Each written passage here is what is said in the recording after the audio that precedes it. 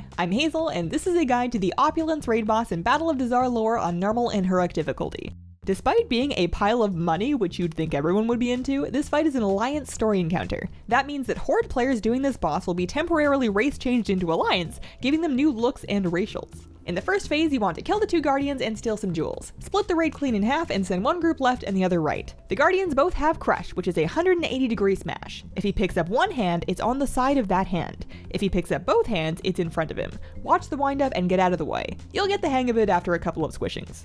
Inzashi over on the left has Volatile Charge. It's an 8-second debuff that pulses damage and drops an orb when it expires. If you get that, run it as out of the way as you can manage. Just get it to an edge and try to keep them together. On the right side, Yalat has Flames of Punishment. He's going to twirl in a circle while firing out fire cones. At least on the PTR, he went really fast. You just gotta stay behind him and run with the circle. It might help to put speedier classes in this group. Every 10% health, the Guardian moves ahead one square and then ignites the one behind you with Consuming Flame. This prevents you from going back to help your friends, and it also prevents you from catching up if you DC'd at the beginning of the fight. In these corridors, there are a couple of different traps to deal with. Flame Jet is these fire lines that you want to dodge. Ruby Beam will lock onto a player and laser down pools under them. If you get that, kite it out of the way and try to draw a neat little blob. Pulse Quickening Toxin is a dot that'll go out. It does ramping damage but gives a nice little buff if it ticks while you're under half health. Healers can let that dip people below half for the buff if they're feeling up to it, and then top them off before they die. If you accidentally let someone die, just tell them you were buffing them. Hex of Lethargy is a debuff that goes out that will damage you whenever you move. Healers can dispel that, and they really should. On Heroic and higher, the Guardians will overload at 30% health right about when they reach their final room. They'll randomly zap people and keep up everything they were doing, just bigger and more of it. You should have the gem buffs at this point, which will help you finish them off before you move on to the second phase. Before phase 2, let's talk about the gems. At the end of the hallway, you'll reach a gem room with a variety of crown jewels to choose from. Each player grabs one, and you keep your gem buff for the rest of the fight. You can only take a gem for your role, and multiple people can take the same one, so there's no need to bicker. Both tanks get the Diamond of the Milkshake Protector, and that is your only option. The buff absorbs damage and becomes depleted after it's absorbed 3 times your health in damage. After 30 seconds of being depleted, it'll reactivate and you're ready to go. When you get depleted Diamond, it's time for the other tank to take the boss. For healers, there are 2 options. The Amethyst of the Shadow King buffs your haste and causes your heals to apply Shadow Touched. You want to keep that buff up on everybody all the time. At least 1 healer per side needs to take an Amethyst, preferably someone with a lot of raid heals. If it's a big raid, you might need more.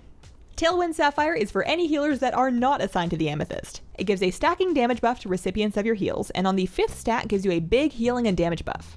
For DPS, there are 4 gems to choose from. The Ruby of Focused Animus stacks a damage taken buff on your target when you hit them. 1 person should take this on each side.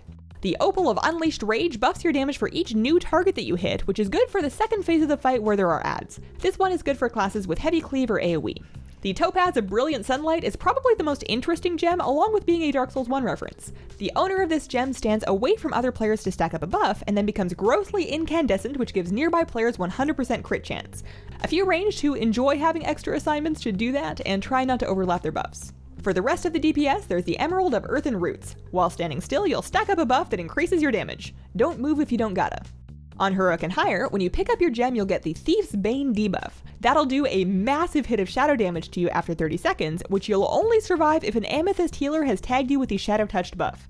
Hopefully they're on top of that, otherwise you're toast. Alright, so you got your gems, you finished off the constructs, and it's time to meet up in the middle to fight the actual boss. Horde power is why you don't pull the boss right away. As long as you killed both of the constructs, it won't do anything and you get some free damage time.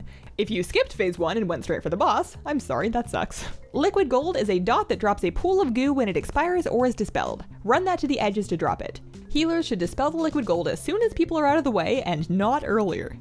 Spirit of Gold adds will spawn around the boss and make their way to the edges of the room. If they make it, they'll start throwing money everywhere, which hurts if it hits you, and that's a problem. Stun, slow, and kill the adds before they get to the edge. Whale of Greed is a channel he'll do sometimes, dealing increasing raid-wide shadow damage. If the raid is covered in amethyst buffs from the healers, it should be okay. You can't stop the whale, and the boss gets a big, stackable damage buff after each one, so this is kind of a soft enrage. Kill him before he gets too greedy. On Heroic and higher, there are 2 more mechanics in this phase. Tanks have to deal with Coin Sweep, which is just a really big hit. You're probably going to want a cooldown for that one.